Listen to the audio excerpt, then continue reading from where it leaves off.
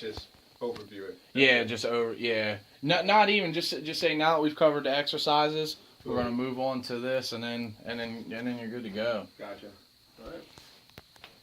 All right. Okay, I'm ready when you are.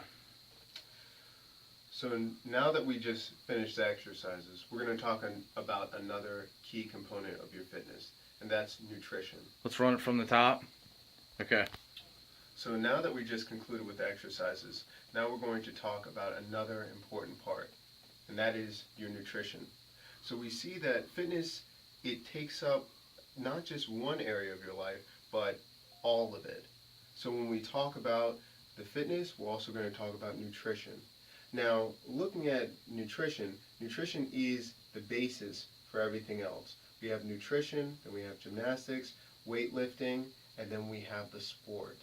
So nutrition we see at the bottom, and without that, without having nutrition as key, everything else up the pyramid falls apart. Now, why is that? Well, nutrition plays about 2/3 or 66% of the entire holistic approach to health and wellness. When you're trying to do gymnastics, weightlifting, or the sport, and your nutrition is off, we find that the athlete fatigues quicker, which means they can't produce their full potential in a game. As well as if you're looking for weightlifting or throwing exercises, we see that if you do not have nutrition, the athlete does not have enough ATP production on a micro level to produce that action. So what happens? Say for instance a football player, if he eats say for instance a Big Mac or a pizza before he goes out, we see that when he tries to produce explosive movements, he fatigues and gets sick. Well, why is that?